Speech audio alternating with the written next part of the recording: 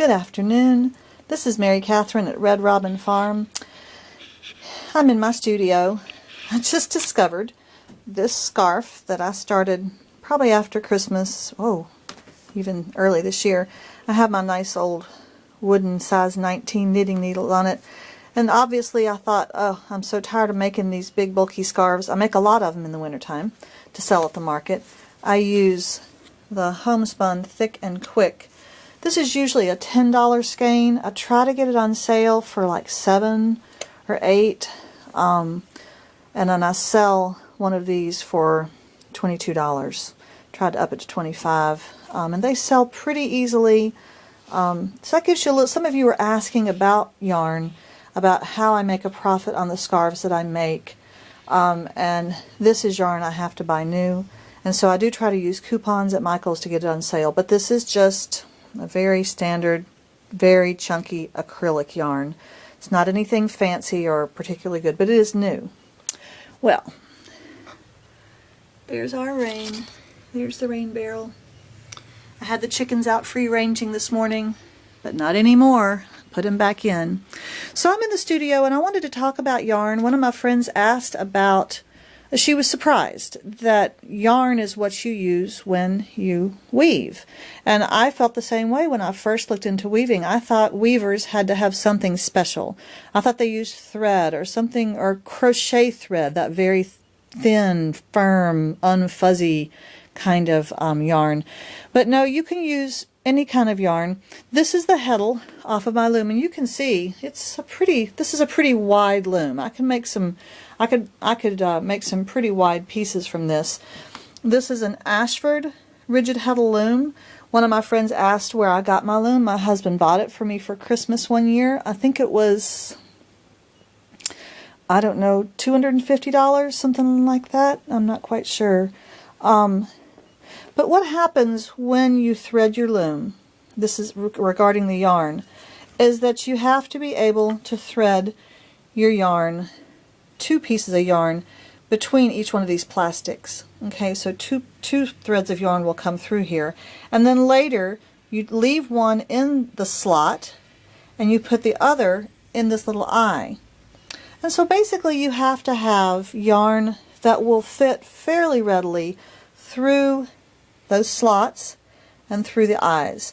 And so I would never use a yarn like this, say, to weave with, because you would be fighting against that yarn. You would be struggling to pull it through there, and you would really rip and destroy some of the fiber also as you worked it. Also, the beauty of this kind of yarn is its fluff, and that's one thing you don't get in really in a woven piece, is fluff. This idea of loft. You can, of course, wear your scarf, your woven scarf, in such a way that it has a lot of bulk and loft to it, but the yarn itself is going to be more of a flat in texture. Okay, so I thought I would pull out some of my yarn and show the embarrassing nature of my yarn stash. Maybe not all of it, but I have a lot of different yarns, and I get them at different places. This is some beautiful yarn. I bought this new at Weaver's Web. I'm sure it was on sale. Probably paid a pretty penny for it. They don't even put their prices on their yarn. That's how expensive it is. Several years ago, I got this gorgeous. Look at that. Oh my goodness. Just beautiful yarn. It's very, very thin. This is that lace weight yarn. Mohair Royal. Now seriously, friends, this video really is for the yarn lovers among us. Some of you are like, oh, I think I'm bored to tears. Here's some more of this. This is stuff you would also never, I would never weave with, because it is so thin. I mean, I think it would probably break easily, so you couldn't use it as your warp and put it under pressure. But it's just designed for this kind of beautiful, this was a little stitch I made up or something, and I haven't ever finished this piece. It was going to be a very lightweight shawl. So I have a little bag here with all of these kinds of yarns in it. Here's a black and a red one. I didn't buy all of these new at Weaver's Web, obviously. I think I just bought this one and this one, and I must have been given some of the others, I suppose. This is some more of that fluffy furry stuff, and I do use this. This has a nice stiff kind of cord running through it, and this makes this one more sturdy. So I can put this on a warp and it will be fine. And it has flashes of red and orange in it and green, so this will brighten up a weave. Again, here's more of the furry stuff. This is very soft. I've used it, I think, in both warp and weft. But again, the fluff of this gets, in a weave, it's not going to stand up as much, okay? Because the way that the weave works with the cross back and forth, all the fluffy stuff gets kind of squashed down. And again, here's some more fluff. I wanted to get to some of this. This is yarn I got at the thrift store. It's not very great yarn, but it is variegated, and that's useful of us, as I've said before, when you weave. This was a 50-cent skein. That one was, and that one was. So for $1.50, I got 3 skeins of pretty useful yarn. Now, again, it's not really, this is Lion brand. It was pretty enough. I wouldn't use it for a whole scarf, but it was good. I think I used that for some of the weft. Now here's some ribbon. I have several, I guess you'd call that a skein or a roll of ribbon. And I think I've used some of this, or I certainly will use it in the future. It's a fabric ribbon. This is not some cheapo polyester ribbon. So it's a fabric ribbon. And that would make a really, I think that would make a lovely warp. And then the ends would be the tassels. And I think I've got 3 of these. That would probably be enough to do the warp. I just got this today. This yarn right here, let me show you what it does. I got it at the store. Sometimes you can find bags like this. I guess people get yarn and then decide not to do their project. Again, this is just a polyester. It's 50 grams, so it's not much yarn in there. It's not real wide, but that's pretty sturdy.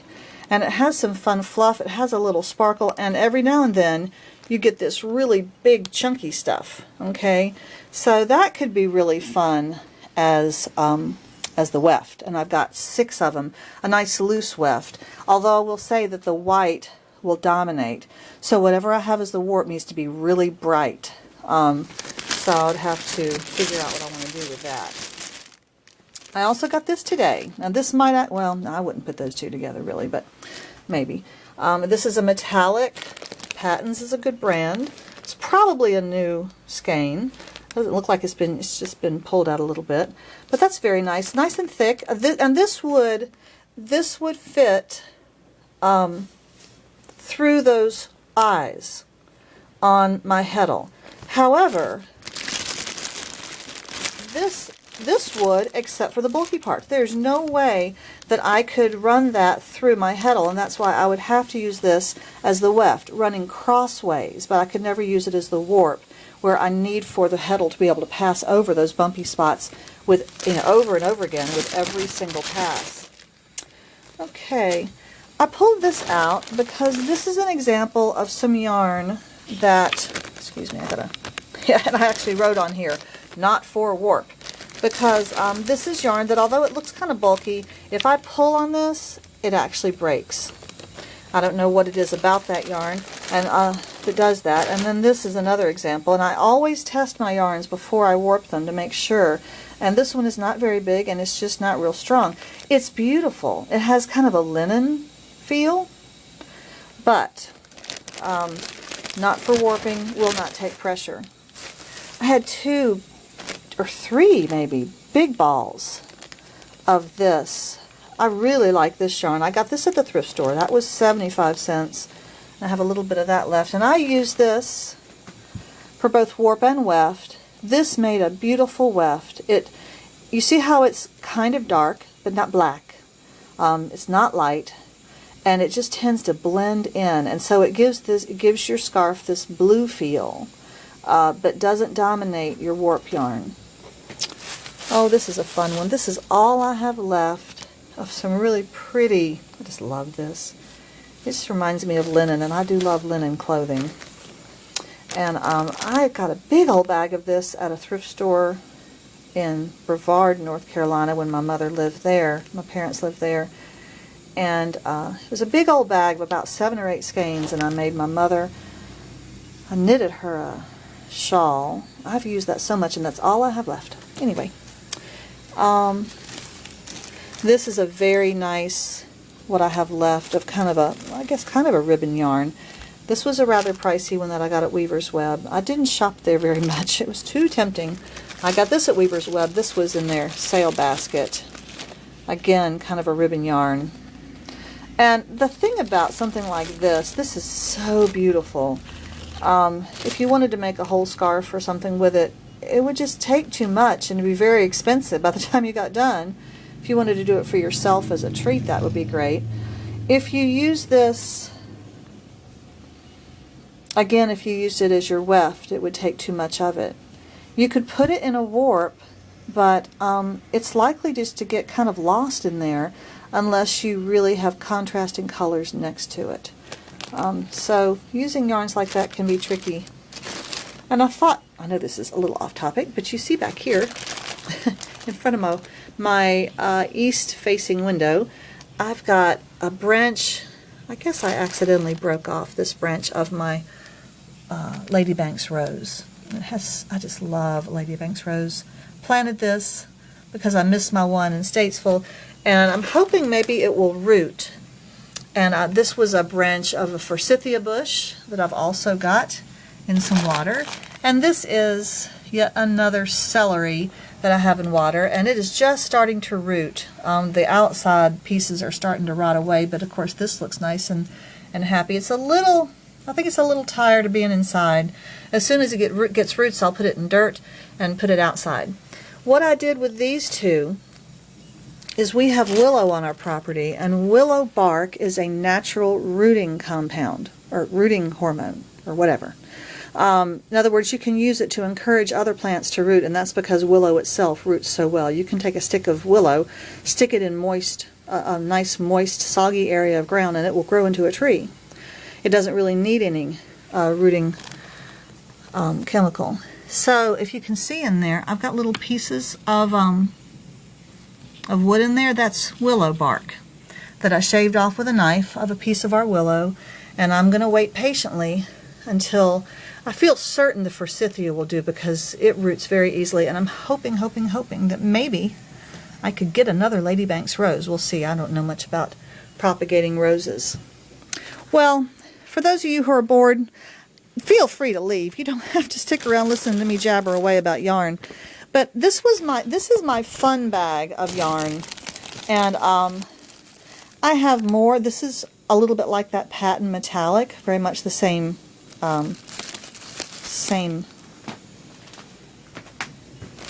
width of, see that? Both metallic. I'm sorry, I'm just running this camera everywhere, dashing you around the room. I know you've seen me use this silver fur before. There's some railroad. I used this thick yellow. This was so much fun. I used to do more weaving, trying to put pictures into my weave, and haven't done that in a while, but that was fun. Here's a really crazy bumpy one, and I may really use that, not as a warp. I could never get over those bumps with the heddle, but I could certainly use that as a weft. And all of the black furry stuff would be under control because of the weave. Here's some really nice brown. I like muted colors. I don't tend to wear bright colors very much at all. For those of you still interested, seriously, I have one of those yarn addictions where I was just digging in here to see if I wanted to share my yarn with y'all. I looked in this bag. This is all baby weight, so it's a little bit narrower than worsted weight. This is loops and threads, snuggly wuggly. And I got these colors, I didn't want anything bright. I got these to use as weft when I weave. This is quite good because it blends in. This blue is too bright and it just dominates, and the white is also too bright, but I have used them some. And again, there's some of that in there. And then, oh, there's a bag of something. And there's a bag of something. That's a big old jumbo. This is another variegated. Variegated yarns I found are very useful in the weft because they don't dominate, and I've explained that before. And then here's some yarn. This is that homespun yarn that knitters don't like because it splits so easily. It's very pretty though. I got this from Prayer Shawl, and I'm going to try to find something to go with it. I think 2 is not enough for a prayer shawl, but we might be able to do something with it to make one. And then here's in the bottom of this bag, I pulled this out, and you know how it is. I found a bag of yarn that I bought. I'm not joking, folks. Bought and forgot about. But again, it's another surprise. And this is all very practical yarn, and I'm sure it was massively on sale. I know it was. I've got some cotton yarn. I make washcloths and dishcloths out of those and sell them at the market. I can go for months without selling hardly a one, and then somebody will come along and say, "Oh, I love those," and they'll buy 3 or 4. And if they don't buy them, I use them because I like them. In here also, goodness me, what did I buy that for? Red Heart Soft is a very nice yarn. I don't like Red Heart. I don't like Super Saver. I don't like junky acrylic yarns. Those are useless to me. I'm sorry. I shouldn't say such strong words, but they're not my preference, I should say. I got a lot of this Cozy Wool Loops and Threads. This stuff was so on sale. It was like $1.99 a skein or $1.50 a skein because I was making hats at Christmas. And maybe another time I should show you some of the things I have left over from the Christmas market that I didn't sell. I found a fun hat pattern. It was so easy. Here's a nice deep green in that too, and it has, see the color in there? There's a little brown and a little green. It's very pretty. And I will probably use that next Christmas. Oh, I'm scared to dig in here. What are we going to find? There's no telling. Oh, I bought this on sale, quite on sale at Michael's. It came in skeins that look like this. Now there's a bulky, this is a beautiful gray, but I tell you, getting this stuff unwound and into balls was nerve-wracking and did not go well. Did not turn out well for me. And it's very difficult to use on the skein like that. It just, I got so many knots. I was not crying. I was not crying.